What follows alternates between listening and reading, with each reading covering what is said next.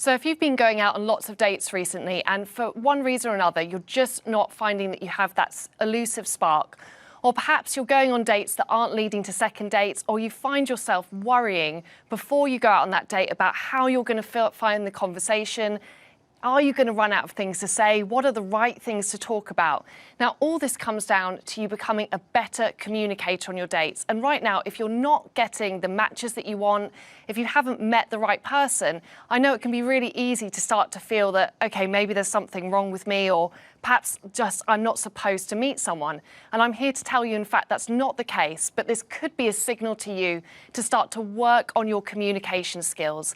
Our communication skills, whether that's the conversations that we have with people on dates, how we say hello to someone, how comfortable we feel doing a video call instead of a real life date, what messages we send to people online, are all ways that we demonstrate who we are to somebody else. And if we don't have that depth of communication, we don't have that high quality conversation, sometimes it can be very hard to work out who we could feel a spark with or not. So if right now you're not quite meeting the people that you want to meet, or you're not having the dating experiences that you want, instead of thinking this is all about you, I want you to instead focus on how you can improve your powers of conversation. So during this session today, I'm going to be working with you on a few key areas that I hope are really going to help you out to build a toolkit to have more successful dates and relationships. So the first thing we're going to look at is the right mindset that you can have around conversation, and how you can move away from getting stuck on small talk, and how you can start something real and have more meaningful interactions. To do this, I'm going to be giving you some tips about how you can get outside of interviewer mode. Yep, that's when you ask a person question after question and find yourself running out of things to say. I'm also going to be giving you some advice on what are great questions to ask and what questions aren't so good to bring up on your dates. I'm even going to be giving you some tips about how you can handle a pause if it comes up in conversation, and why pauses really aren't that much of a bad thing. And finally, I'm going to be helping you to become a better listener, because to be a great conversationalist, you also have to become a great listener first. And then last of all, we're going to be looking at how you can use all of these tools and skills that we're going to be learning together today, and how you can relate that to how you send that all-important first message online. So whether it's how to become a better messenger at that first instance and make a great first impression, or how you can have higher quality dates, I'm going to be helping you to build some of these communication skills. Because as a dating coach who's worked with tens of thousands of men and women for over a decade of all orientations and backgrounds, I can safely tell you that if you're not having the experiences you want right now, this isn't a reflection on you, but we can today hopefully really work on your conversation and communication skills.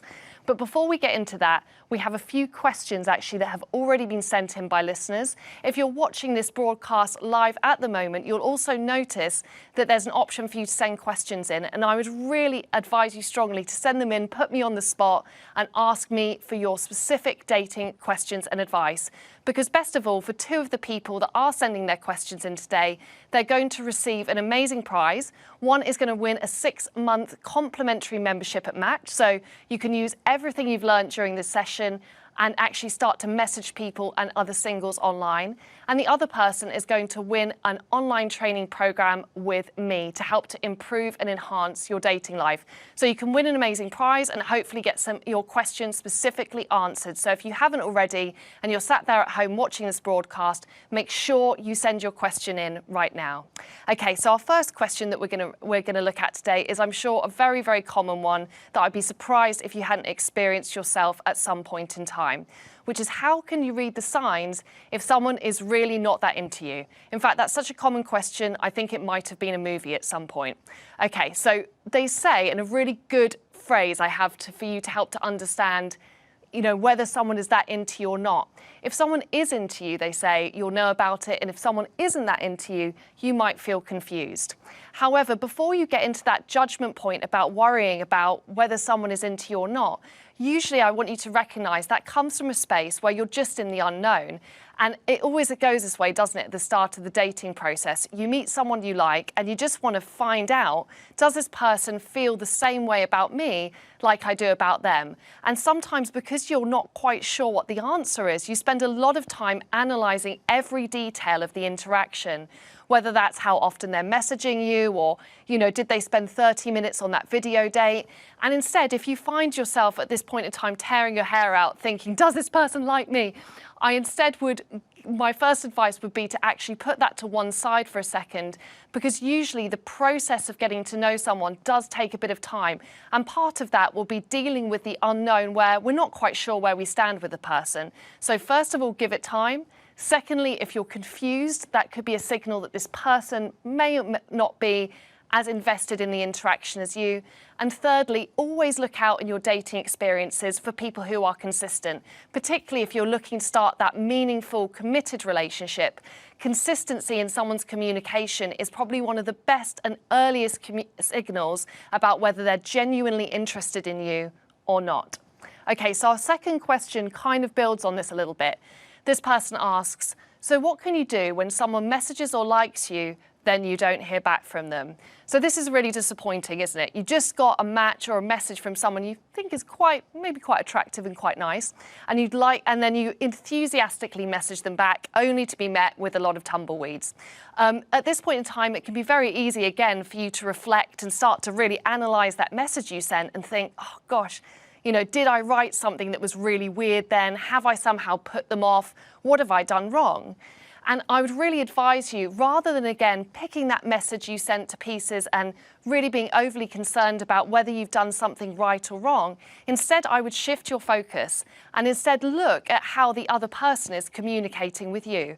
If someone sends a really engaged message 1 minute, then you don't hear from them for 2 weeks, this is probably saying much more about how invested and how committed they are as a person to the process of finding that great relationship, rather than it being a reflection of you. And if you are looking for that committed, amazing relationship, you need someone who's really showing up for you from day one as being equally interested in you in the dating process, and who's also willing to make just as much effort.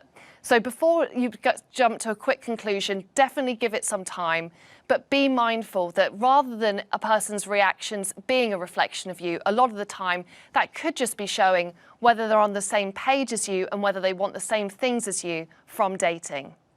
Okay, last question in this section, which is how long is too long to wait for that first video date or personal meeting?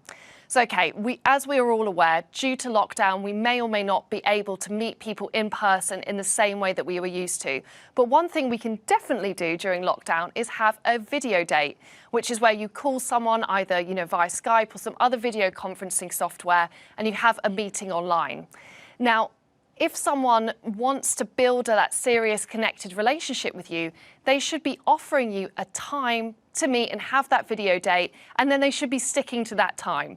Now, they may not be on exactly the same page as to when that happens. You might be happily chatting to them online and think, oh, I'd love to talk to them this evening.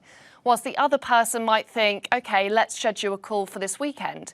So you may not be perfectly aligned as to when you think it's great to have that first video date, but undoubtedly, if a person is genuinely interested in you, they will be making time for that video date to happen.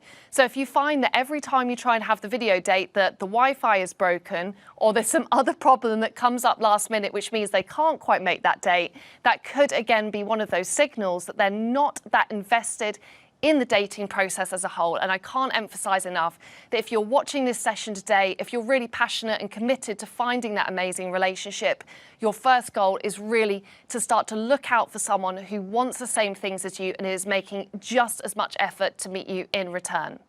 So quickly to recap before we get into our conversation skills, I want you to remember that it can be quite easy when you haven't met that great match to think, oh, this is all about me, when instead really it's a signal that you may need to enhance your communication skills.